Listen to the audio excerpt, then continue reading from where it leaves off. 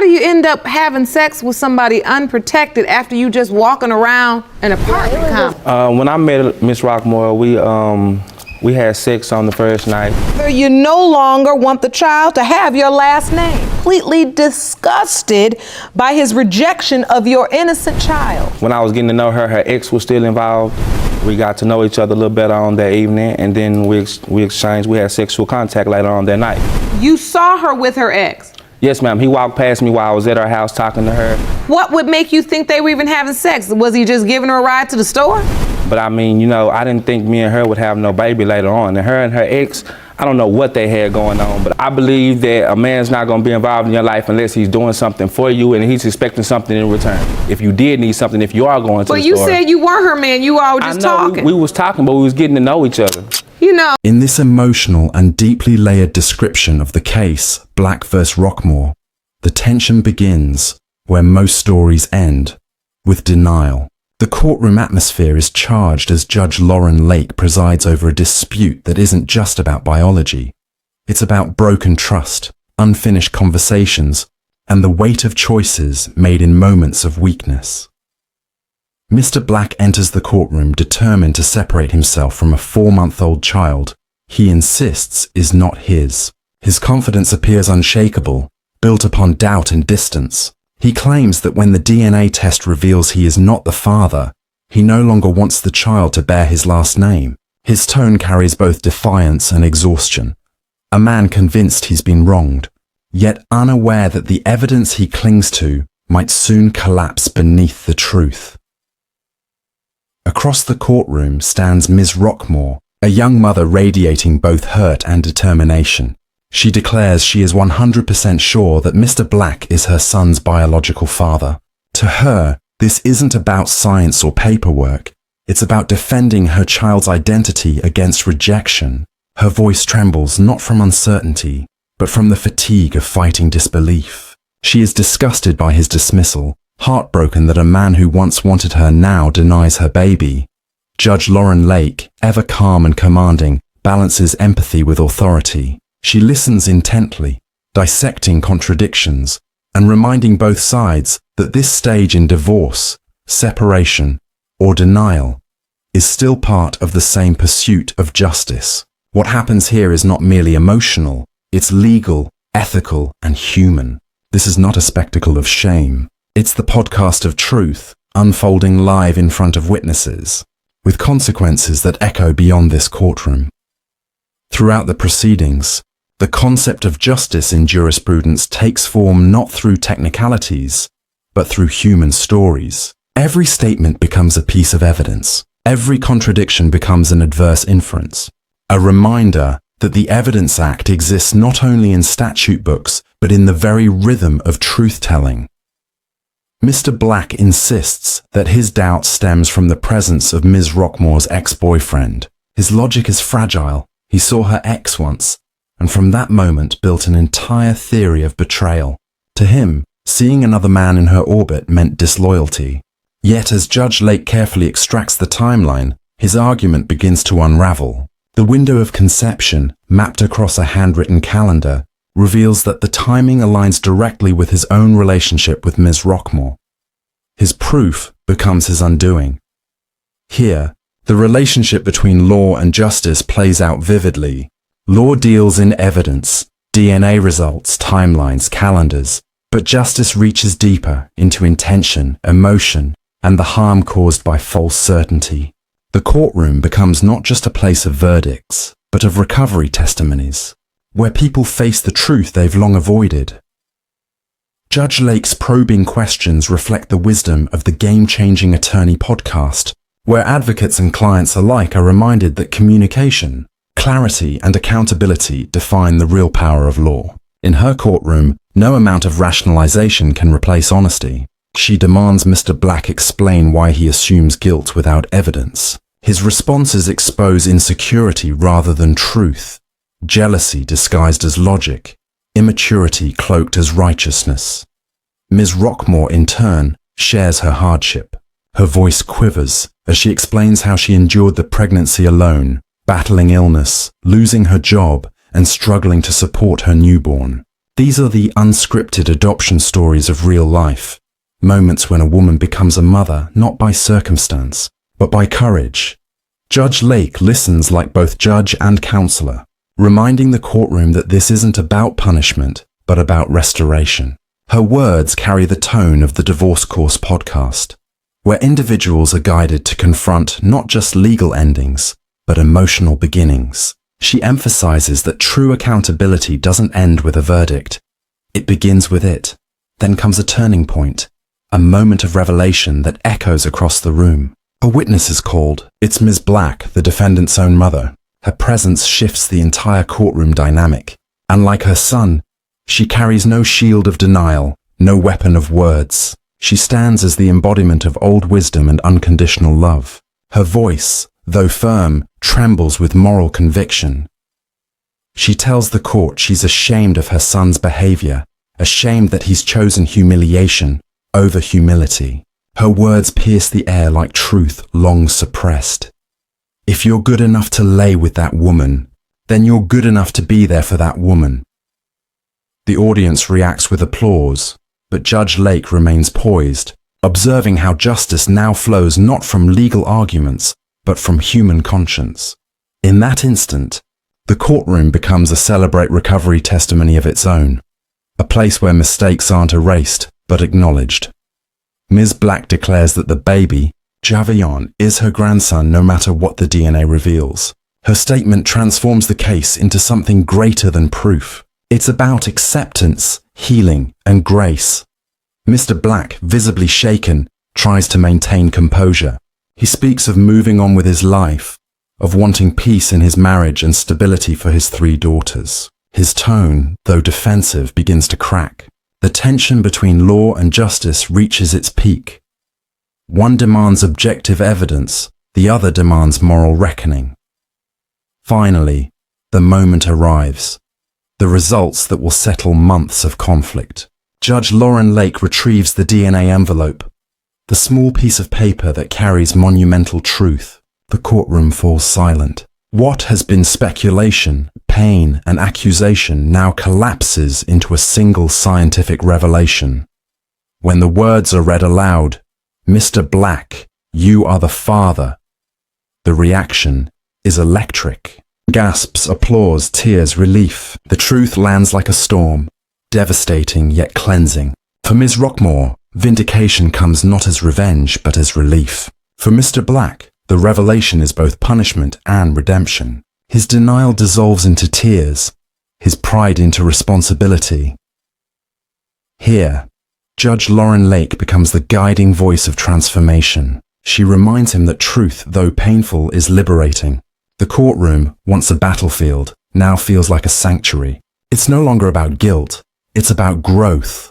The DNA test, once feared, becomes the instrument of clarity. It's not just a test of biology, it's a test of integrity. In this truth, people regret taking shortcuts, not the test itself. Because the test, though scientific, restores moral balance. It teaches that evidence is not the enemy of emotion, it's its safeguard. The aftermath unfolds like a chapter from the Divorce Course podcast, where individuals learn that real recovery begins when denial ends. Mr. Black, now softened, vows to care for his son. His voice cracks as he accepts his role, not just as a father by DNA, but by duty.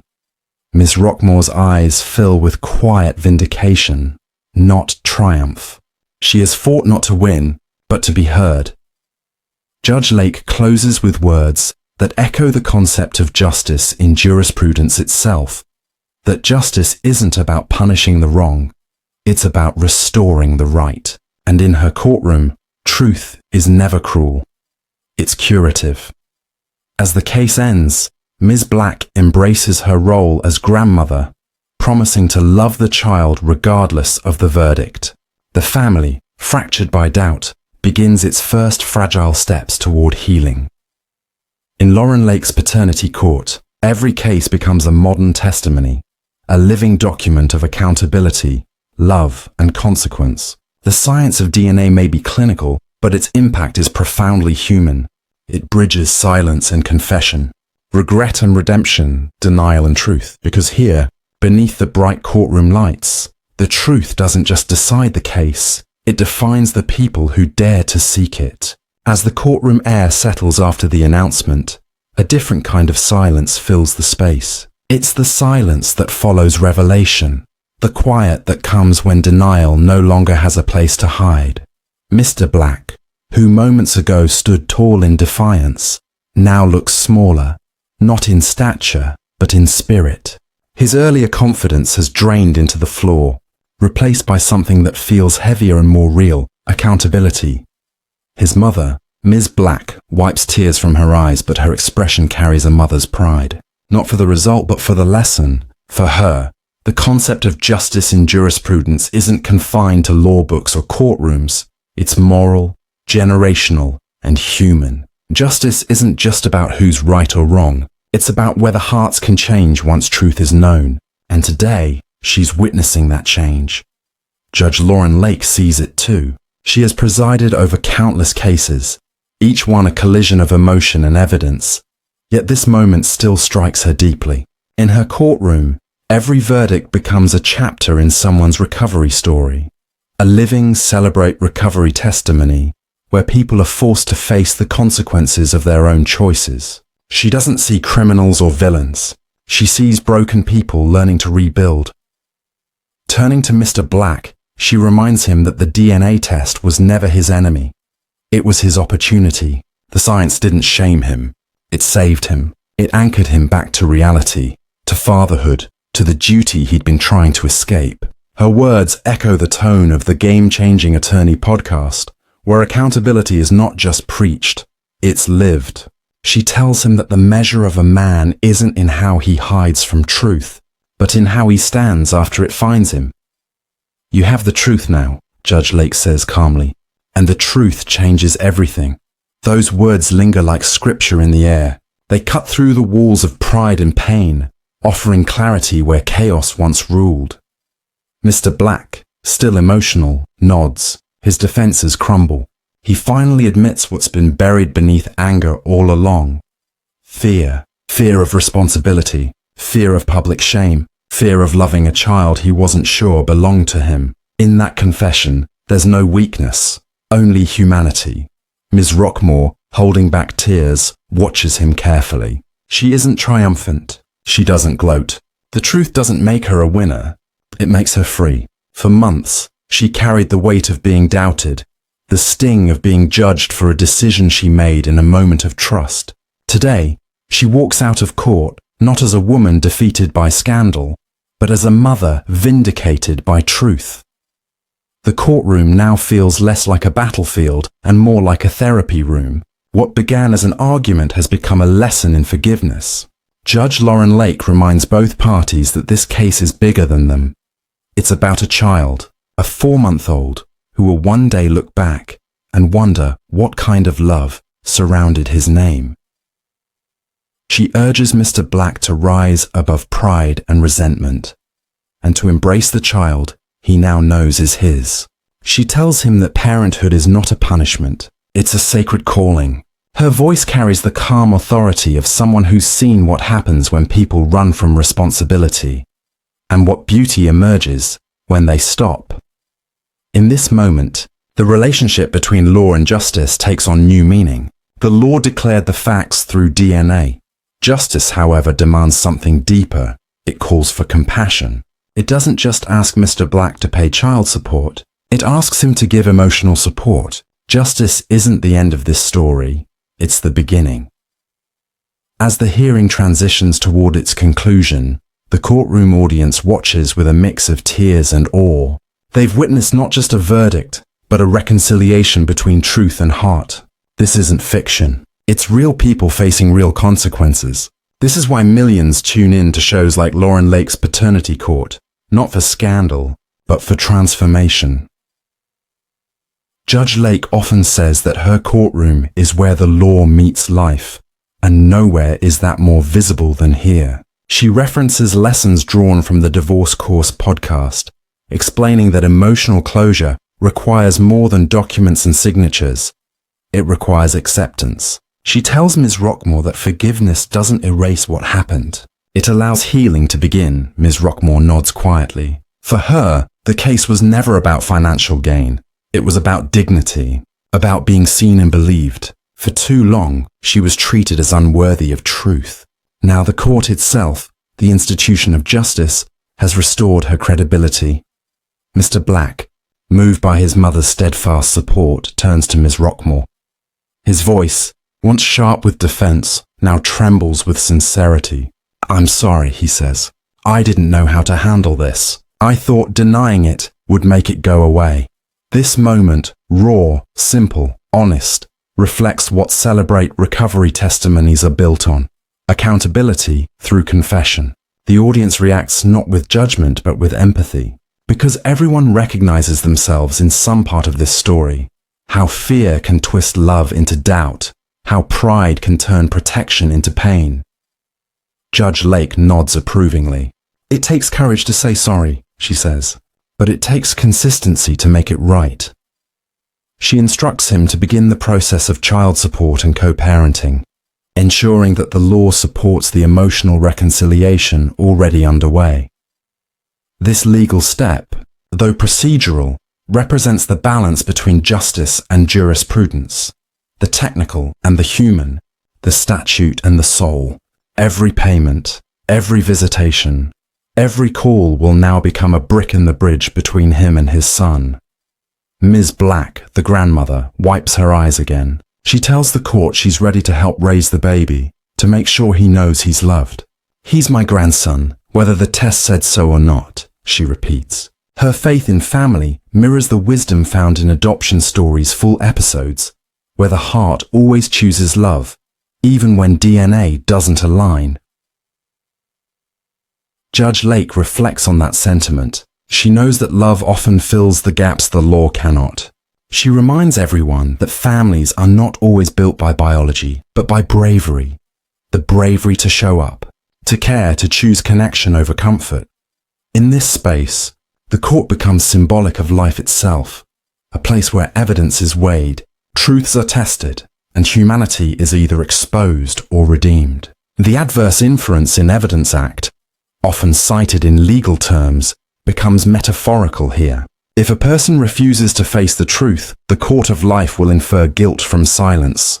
But those who face it, even trembling, reclaim their dignity. As the proceedings near their end, Judge Lake allows herself a brief, reflective moment. Her voice softens as she looks at both families. The truth doesn't destroy relationships, she says. It reveals which ones are strong enough to survive it. She reminds the audience and the litigants alike that every DNA test carries within it a moral lesson. It's not about shame, it's about accountability. Because whether in marriage, parenthood, or friendship, truth is the only evidence that stands the test of time. The camera pans to Mr. Black, who's still emotional. He wipes his tears, whispers a quiet thank you, and admits that he's ready to change. His mother places her hand over his shoulder. In that gesture, there's more healing than any verdict could provide. Ms. Rockmore smiles faintly. Her burden is lighter now. Not because the court forced him to accept the child, but because the truth has finally been spoken aloud. Judge Lake rises, signaling the close of the case. But before she ends, she offers one final reflection, a message that feels drawn from her years of legal wisdom and her role as a life mentor. In this courtroom, we don't just deliver results, we deliver renewal. You can't undo what's happened, but you can rebuild what's broken. And that rebuilding starts today. Her words are met with quiet applause, not of celebration, but of recognition. The kind that says, we've all been there. The court adjourns, but the story doesn't end there. What follows is the real journey, co-parenting, trust rebuilding, and learning how to live with the truth that once terrified them. For the audience, this case becomes a living episode of moral reflection, echoing through the Game-Changing Attorney podcast and the Divorce Course podcast, both of which explore the intersection of law, ethics, and human transformation. This isn't just daytime television, it's jurisprudence in motion, a classroom of empathy wrapped in courtroom decorum. Later that day, Clips from this case begin circulating across social media and legal podcasts. Viewers quote Judge Lake's line, "The truth doesn't destroy relationships. It reveals which ones are strong enough to survive it." On The Truth Changes, Everything podcast, legal analysts discuss how this episode embodies both the rigor of law and the redemptive power of grace. They talk about how adverse inference in evidence can sometimes be emotional too, when silence or avoidance implies guilt in relationships, not just trials. They unpack how Judge Lake transformed a paternity test into a masterclass in accountability. Listeners send in their cheating stories and confessions, reflecting on how lies might buy time, but always charge interest in regret. One caller says, "I watched that case, and it made me realize I'd been denying my own truth, not about a baby, but about myself. When the courtroom doors close after the verdict, what remains behind isn't just silence, it's reflection. The kind of silence that comes after revelation, when pride fades and understanding begins." For Mr. Black, this moment marks the end of denial and the start of transformation. For Ms. Rockmore, it's the end of a long emotional war where her integrity and motherhood were constantly questioned. For Judge Lauren Lake, it's another powerful example of why truth, law, and empathy must coexist to bring real justice. In the quiet aftermath, Mr. Black feels the weight of his earlier words echoing back at him. All the justifications, accusations, and mistrust that once fueled him now feel small compared to the simplicity of the truth. He is the father. The DNA test, the cold, factual, undeniable evidence, has done what months of argument could not. It restored direction to a story lost in chaos. Judge Lake often says that DNA doesn't just reveal biology, it reveals character. It exposes who has the courage to face truth and who doesn't. The test isn't about humiliation, it's about liberation.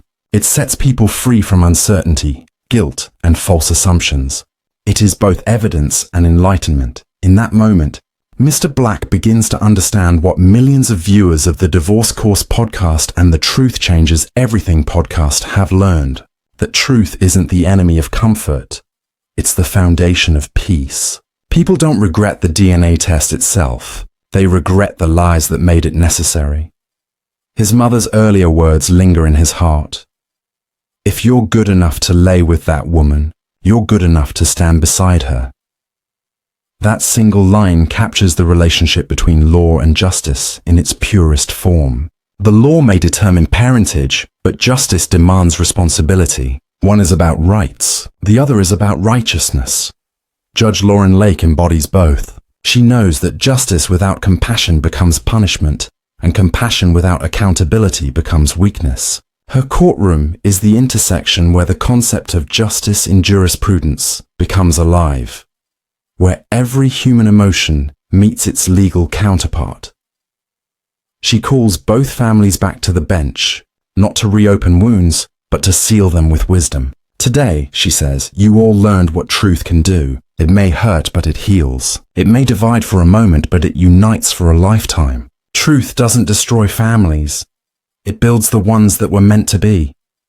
The audience watches, some wiping tears. The Celebrate Recovery testimonies that emerge from such cases are not about shame. They're about courage. They are confessions wrapped in redemption. And today, both Mr. Black and Ms. Rockmore are learning that redemption doesn't come from winning or losing. It comes from accepting. Ms. Rockmore, holding her baby close, listens to Judge Lake's closing remarks like someone hearing her own story narrated by destiny. She has endured loneliness, judgment, and humiliation. She has been a single mother fighting not for money, but for truth. In that courtroom, surrounded by strangers, she finally hears someone say, "You were right." But the victory isn't about proving him wrong. It's about reclaiming her dignity. Mr. Black, still emotional, faces her and speaks softly. "I can't take back the doubt," he says, "but I can be better now that I know." His tone carries no defense, only remorse. It's in this kind of honesty that recovery begins, not just for relationships, but for one's own soul. Judge Lake nods approvingly. She tells him that fatherhood begins not with DNA, but with decisions. The Adverse Inference in Evidence Act applies not just to trials, she explains, but to life. When you avoid truth, people infer your guilt. When you face it, you earn back your integrity. That moment becomes a living lesson in jurisprudence, that justice is not about being perfect, but about being accountable. And this is where law transforms from rule to reason, from authority to empathy. As the case becomes public, clips circulate across podcasts and media platforms. On the Game Changing Attorney podcast, a discussion unfolds around the case's legal and ethical layers. The host emphasizes how Lauren Lake's approach bridges legal professionalism with human understanding. They explore how she manages to uphold the law while nurturing emotional truth, a rare blend that transforms her courtroom into a sanctuary for honesty. A segment titled Truth, Evidence, and the Cost of Denial goes viral. Listeners hear how Mr. Black's misplaced assumptions were undone not by opinion, but by evidence. The podcast highlights how legal proceedings like this expose the broader concept of justice in jurisprudence, that justice must be both procedural and personal. It's not enough to declare a verdict. One must inspire transformation. Meanwhile, the Divorce Course podcast picks up the emotional side of the story.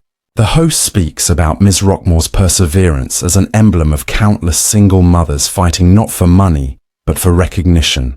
The conversation shifts to adoption stories, where love often surpasses bloodlines, and how families are sometimes built through acts of courage rather than birth certificates. In a crossover episode with the Truth Changes Everything podcast, the panel discusses how courtroom revelations mirror life itself. They talk about how people regret taking shortcuts, lying, hiding, or assuming, because the truth eventually arrives, unstoppable and unyielding. In each discussion, Judge Lake's name surfaces as a symbol of ethical clarity and compassionate jurisprudence. Back in the real world, Mr. Black begins his journey of reconciliation. For him, the verdict isn't an end, it's a starting line. He reconnects with Ms. Rockmore through cautious communication, each conversation mending a small part of what denial once tore apart.